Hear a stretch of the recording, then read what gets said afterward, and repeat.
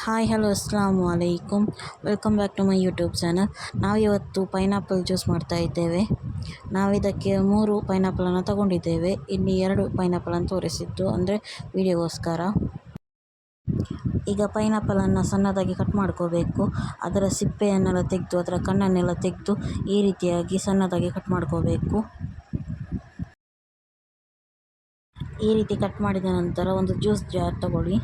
ಅದಕ್ಕೆ ಒಂದು ಅರ್ಧ ಭಾಗದಷ್ಟು ಪೈನಾಪಲನ್ನು ಹಾಕಿ. ನಾನು 2 ಸಲ ಬ್ಲೆಂಡ್ ಮಾಡ್ತಾ ಇದ್ದೇನೆ, ಅದಕ್ಕೋಸ್ಕರ ಅರ್ಧ ಭಾಗದಷ್ಟು ತಗೊಂಡಿದ್ದೇನೆ. ನೀವು ಬೇಕಾದರೆ ಒಂದೇ ಸಲ ಬ್ಲೆಂಡ್ ಮಾಡ್ಬೋದು.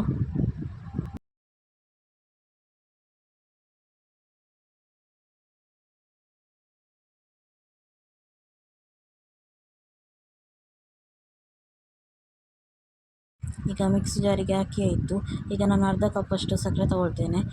ಜಾಸ್ತಿ ಸಕ್ಕರೆ ಹಾಕೋದು ಬೇಡ, ಯಾಕಂತ ಹೇಳಿದರೆ ಪೈನಾಪಲ್ ರುಚಿ ಇರ್ತದಲ್ಲ, ಅದಕ್ಕೋಸ್ಕರ ಅರ್ಧ ಕಪ್ ತೊಗೊಂಡ್ರೆ ಸಾಕಾಗ್ತದೆ. ನಿಮಗೆ ಬೇಕಾ ಸ್ವಲ್ಪ ಜಾಸ್ತಿ ಬೇಕಂತ ಹೇಳಿದರೆ ಹಾಕ್ಬೋದು. ನಾನು ಅರ್ಧ ಕಪ್ ಮಾತ್ರ ತೊಗೊಂಡಿರೋದು. ಈಗ ಇದಕ್ಕೆ ಒಂದು ಅರ್ಧ ಕಪ್ಪಷ್ಟು ನೀರು ಹಾಕಿ ಗ್ರೈಂಡ್ ಮಾಡ್ಕೊಳ್ತೇನೆ. ಈಗ ಗ್ರೈಂಡ್ ಮಾಡಿ ಆಗಿದೆ ನೋಡಿ. ಈಗ ಒಂದು ಬೌಲಿಗೆ ಹಾಕ್ತೇನೆ ಇದನ್ನು. ಈ ರೀತಿ ಬಂದಿದೆ ನಮ್ಮದು. ನಾನು ಅರ್ಧ ಕಪ್ ನೀರು ತಗೊಂಡದ್ದು ಮಾತ್ರ ಅಲ್ಲ, ಅದಕ್ಕೋಸ್ಕರ ದಪ್ಪ ಬಂದಿದೆ. ಈಗ ನೆಕ್ಸ್ಟಿಗೆ ಅದೇ ರೀತಿ ಗ್ರೈಂಡ್ ಮಾಡ್ಕೋತೇವೆ. ಉಳಿದಿರೋ ಅರ್ಧ ಭಾಗದಷ್ಟು ಪೈನಾಪಲನ್ನು ಹಾಕಿ ಅದಕ್ಕೆ ಸಕ್ಕರೆಯನ್ನು ಆ್ಯಡ್ ಮಾಡ್ತಾ ಇಲ್ಲ.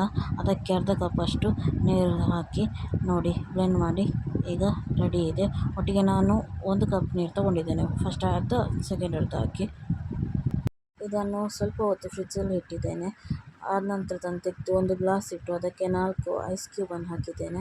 ಆದ ನಂತರ ಬ್ಲೆಂಡ್ ಮಾಡಿರುವ ನಮ್ಮ ಪೈನಾಪಲ್ ಜ್ಯೂಸನ್ನು ಇದಕ್ಕೆ ಆ್ಯಡ್ ಮಾಡಿದ್ದೇನೆ. ಡೆಕೋರೇಟಿಗಾಗಿ 1 ಸ್ಲೈಸ್ ಲೆಮನ್ ತೊಗೊಂಡಿದ್ದೇನೆ ಮತ್ತು ಗ್ರೀನ್ ಚಿಲ್ಲಿಯನ್ನು ತೊಗೊಂಡಿದ್ದೇನೆ. ಮತ್ತು 2 ಪೀಸಷ್ಟು ಇದರೊಳಗೆ ಹಾಕಿದ್ದೇನೆ ಲೆಮನನ್ನು, ಮತ್ತು 1 ಚಿಲ್ಲಿಯನ್ನು ಹಾಕಿದ್ದೇನೆ. ನೋಡಿ ಫ್ರೆಂಡ್ಸ್, ಈಗ ನಮ್ಮದು ಪೈನಾಪಲ್ ಜ್ಯೂಸ್ ರೆಡಿಯಾಗಿದೆ. ಇದು ಸ್ವಲ್ಪ ಹುಳಿ ಇತ್ತು, ಸ್ವಲ್ಪ ಖಾರ ಇತ್ತು ಹಾಗೂ ಟೇಸ್ಟಿಯಾಗಿತ್ತು.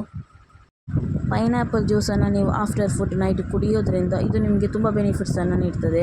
ಇದರಲ್ಲಿ ವಿಟಮಿನ್ ಸಿ ಇರೋದರಿಂದ ಇಮ್ಯುನಿಟಿಯನ್ನು ಬೂಸ್ಟ್ ಮಾಡುತ್ತೆ. ಅದೇ ರೀತಿ ಸ್ಟ್ರೆಸ್ಸನ್ನು ಕಮ್ಮಿ ಮಾಡ್ತದೆ, ಡೈಜೆಷನನ್ನು ಕರೆಕ್ಟ್ ಮಾಡ್ತದೆ, ಮಾರಕವಾದಂಥ ರೋಗಗಳನ್ನು ಇದು ತಡೀತದೆ. ಅದೇ ರೀತಿ ವೆಯ್ಟ್ ಲಾಸ್ ಮಾಡುವವರು ಇದನ್ನು ಕುಡಿದರೆ ನಿಮಗೆ ಹೆಲ್ಪ್ ಆಗುತ್ತೆ. ಅದೇ ರೀತಿ ಹುಡುಗಿಯರು ಸಹ ಇದನ್ನು ಕುಡಿಬಹುದು. ಮತ್ತೇನಂತೇಳಿದರೆ ಆದಷ್ಟು ಸಕ್ಕರೆಯನ್ನು ಅವಾಯ್ಡ್ ಮಾಡಿ ಕುಡಿಯಿರಿ. ಯಾಕಂತೇಳಿದರೆ ಇದರಲ್ಲಿ ಆಲ್ರೆಡಿ ಸಿಹಿ ಇರುತ್ತೆ, ನೀವು ಸಕ್ಕರೆಯನ್ನು ಆ್ಯಡ್ ಮಾಡುವಂಥ ಅವಶ್ಯಕತೆ ಇರೋದಿಲ್ಲ. ಹಾಗಾಗಿ ಸಕ್ಕರೆಯನ್ನು ಅವಾಯ್ಡ್ ಮಾಡಿ ಇದನ್ನು ಕುಡಿಯಿರಿ. ನಮ್ಮ ಇವತ್ತಿನ ರೆಸಿಪಿ ನಿಮಗೆ ಇಷ್ಟ ಆಗಿದ್ದರೆ ಲೈಕ್ ಮಾಡಿ, ಶೇರ್ ಮಾಡಿ ಹಾಗೂ ಸಬ್ಸ್ಕ್ರೈಬ್ ಮಾಡಿ. ಪಕ್ಕದಲ್ಲಿರೋ ಬೆಲ್ ಬಟನನ್ನು ಆನ್ ಮಾಡಿ ಆಲ್ ಅಂತ ಕೊಡಿ. ನಾವು ಮುಂದೆ ಯಾವುದೇ ರೀತಿಯ ರೆಸಿಪೀಸ್ ಮಾಡಿದರೆ ನಿಮಗೆ ಮೊದಲು ನೋಟಿಫಿಕೇಷನ್ ಬರ್ತದೆ. ನಮ್ಮ ಇವತ್ತಿನ ವ್ಲಾಗನ್ನು ನಾವು ಇಲ್ಲಿಗೆ ಮುಗಿಸ್ತಾ ಇದ್ದೇವೆ. ಬಾಯ್, ನಮಸ್ತೆ, ಅಸ್ಸಲಾಮು ಅಲೈಕುಮ್.